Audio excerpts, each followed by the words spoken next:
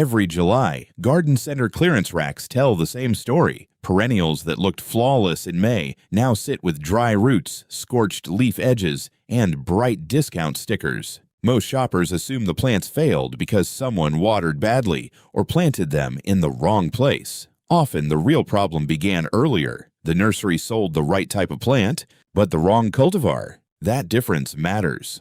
Two plants can share the same common name, yet perform very differently in heat, shade, drought, disease, or wet soil. So this countdown is not just about 13 perennials. It is about 13 specific choices that can save years of replacement costs and frustration. Number 13 is Hosta Sum and Substance, a giant chartreuse hosta built to dominate a shaded bed. At maturity, one plant can spread roughly 4 to 6 feet wide, with bold leaves that glow against a dark background. Its foliage is thicker and tougher than that of many ordinary hostas, which can make it less vulnerable to slug damage. Although no hosta is completely immune, give it bright shade, filtered morning light, or a north-facing location protected from harsh afternoon sun. More important, give it room. A young plant may look harmless in a 1-gallon pot, but after several seasons, it can become the visual anchor of the entire bed. Crowding it beside shrubs or smaller hostas only weakens the effect. Water consistently during the first growing season so the root system can establish. After that, maintenance is usually minimal in suitable soil. At the nursery, do not judge only by color or price. Rub the leaf gently between your fingers. Sum and substance should feel substantial, firm, and almost rubbery. That texture is not a cosmetic detail. It is one reason this cultivar can remain impressive long after thinner-leaved hostas nearby begin looking tired, torn, or badly chewed. Planted correctly, it becomes the kind of permanent garden landmark visitors remember and ask about year after year without fail. Number 12 is the daylily Happy Returns, a compact yellow rebloomer that deserves more attention than it receives. Walk through any garden center in early summer, and the yellow daylily displayed most prominently will probably be Stella de Oro.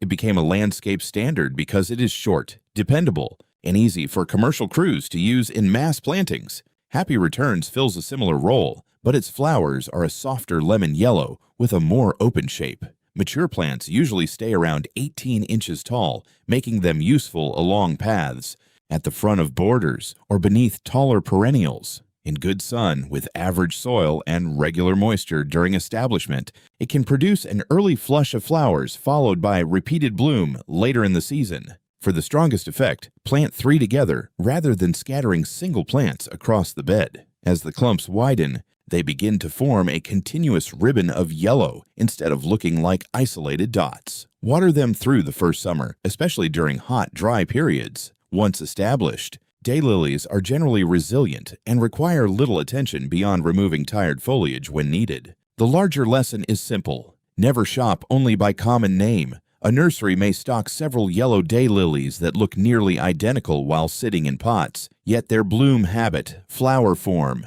and long-term appearance can differ noticeably. Ask for Happy Returns by name. It may be on a lower bench, farther from the entrance, or marked down because fewer shoppers recognize it. Knowing the cultivar before you buy can save money, space, and a season of disappointment. Number 11 is Salvia caradonna, a perennial sage valued as much for its stems as for its flowers. From late spring into midsummer, narrow spikes of deep violet rise above dark purple, almost black stems. That contrast gives the plant a crisp, architectural look even when viewed from across the garden. Many nurseries still promote May Night, an older favorite that can look excellent in bloom but may lean or spread after heavy rain, especially in rich soil. Caradonna usually stays more upright, so it fits neatly into formal borders as well as naturalistic plantings. Give it full sun and well-drained soil. Once established, it handles dry periods well and rarely needs fertilizer. After the first major bloom fades, cut the stems back firmly. New growth often produces a smaller second display near the end of summer.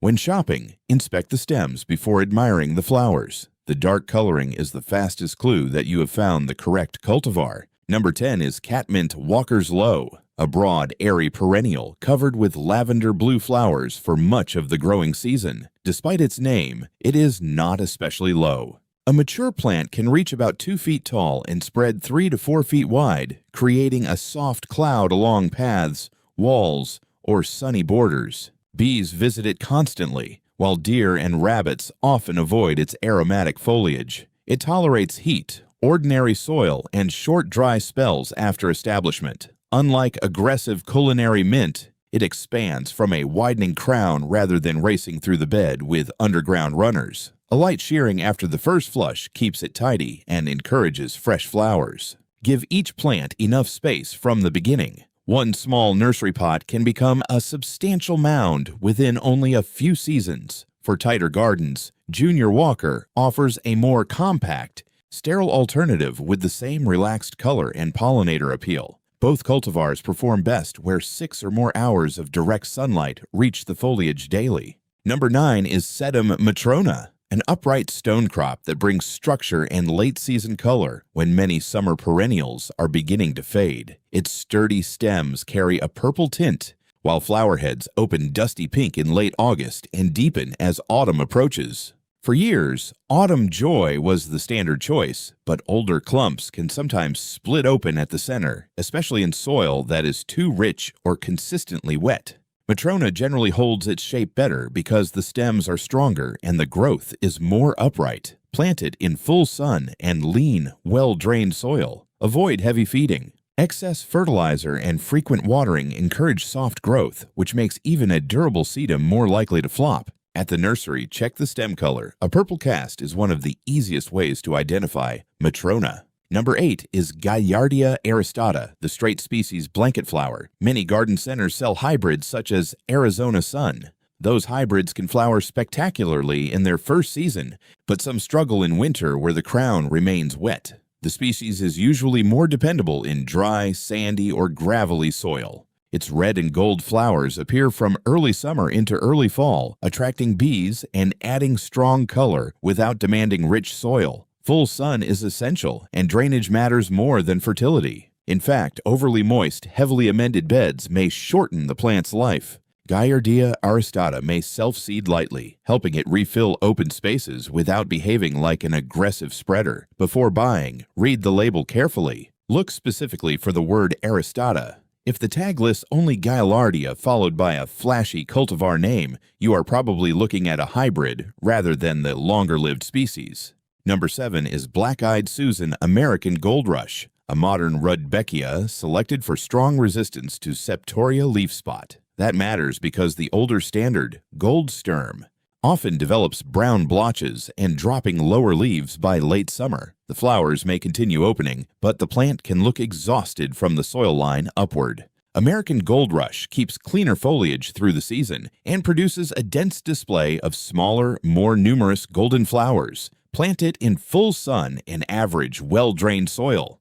Water regularly during the first year, then allow the roots to handle normal summer dryness. It tolerates heat well and usually needs little deadheading.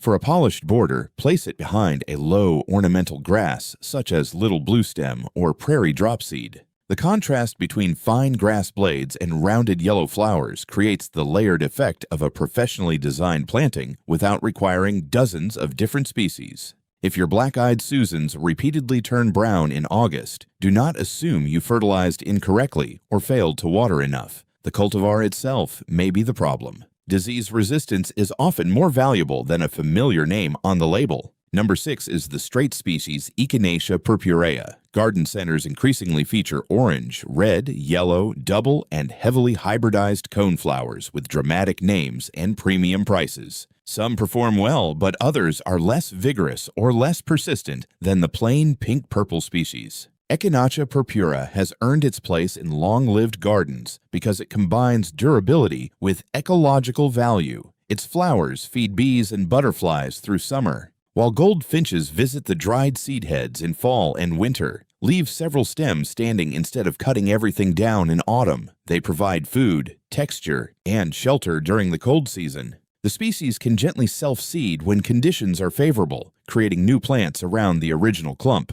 It usually costs less than novelty hybrids and often proves more dependable over time. Choose it for longevity, pollinator support, and winter interest. A rare flower color may look exciting at the nursery entrance, but reliability is what keeps a perennial valuable after the first season ends. In permanent gardens, proven genetics outperform novelty when weather, disease, and time begin testing plants. Number 5 is Geranium rozanne, a hardy perennial geranium known for an unusually long flowering season. In many gardens, violet blue blooms begin in late spring and continue until autumn, often with only a brief pause during extreme summer heat. The plant forms a low, spreading mound that softens paths, edges, in the bases of taller perennials without sending aggressive underground runners through the bed. Rozanne was named Perennial Plant of the Year in 2008, but its value goes beyond an award. It adapts to full sun or partial shade, tolerates a wide range of soils as long as drainage is reasonable, and requires no constant deadheading. Water it consistently through the first growing season. Once established, it can provide years of color with little more than an occasional trim if the stems become untidy. Do not confuse it with the tender geraniums sold as seasonal bedding plants. Rozanne is a true hardy perennial designed to return after winter. Number 4 is Amsonia hubrichtii, a native blue star that offers 3 distinct seasons of interest. In late spring, clusters of pale blue star-shaped flowers cover the plant. Through summer, its fine, thread-like foliage creates a soft green mound. Then autumn transforms the entire clump into clear golden yellow, bright enough to stand out from across the yard. Native to the Ouachita Mountains, this plant handles heat, drought, and poor soil once its roots are established. Deer usually leave the narrow foliage alone. Give it full sun for the strongest autumn color, although light shade is acceptable. A mature clump reaches about 3 feet in height and width and rarely needs dividing. Amsonia grows slowly at first, but patience is rewarded. Instead of delivering one dramatic week, it builds structure, texture, and color across most of the growing year.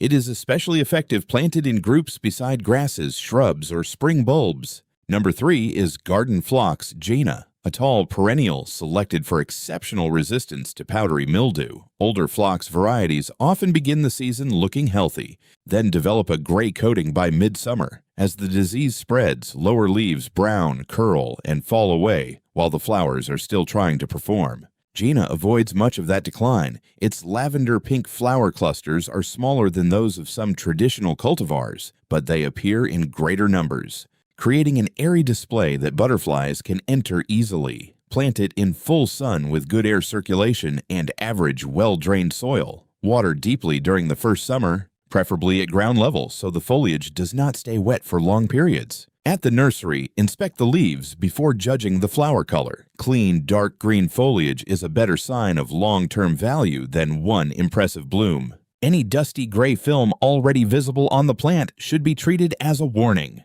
Number 2 is Baptisia australis, commonly called false blue indigo. This native prairie perennial develops into a shrub-like mound about 4 feet tall and wide, with blue flower spires that resemble lupines in late spring. Unlike many lupines, Baptisia can remain in the same location for decades. Its deep, powerful root system helps established plants tolerate drought, summer heat, deer pressure, and many common pests. After flowering, dark seed pods form along the stems and add texture through autumn. They may even rattle when dry, giving the plant interest after its flowers disappear. Baptisia demands patience. During the first year, most growth happens underground. The second year brings a larger mound, and by the third season, the plant often reaches its mature presence. This slow beginning is not failure. It is the foundation of its durability. Choose the planting site carefully. Once that root system is established, moving the plant becomes extremely difficult and often sets it back severely. Give Baptisia full sun, adequate space, and freedom from frequent disturbance. In return, it can function like a permanent flowering shrub,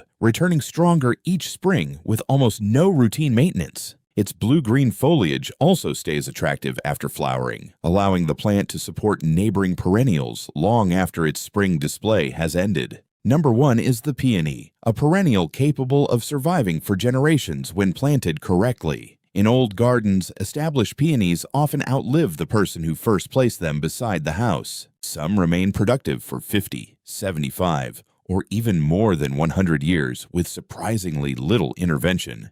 Their longevity depends heavily on planting depth. Position the pink growth eyes near the soil surface, usually no more than 1 to 2 inches deep in cold climates and even shallower in warmer regions. If the crown is buried too deeply, the plant may produce healthy foliage every spring, but few or no flowers. Choose full sun, well-drained soil, and a location where the roots can remain undisturbed. Peonies may take several seasons to settle in, but once established, they rarely need division. Support may be useful for heavy double flowers after rain, yet the plant itself remains remarkably dependable. That completes the 13 permanent perennials: Hosta, Sum and Substance; daylily, Happy Returns; Salvia, Caradonna; Catmint, Walker's Low; Sedum, Matrona; Gaillardia, Aristata; Rudbeckia, American Gold Rush; Echinacea, Purpurea; Geranium, Rozanne; Amsonia, hubrichtii; phlox, jeana; Baptisia, australis, and the peony.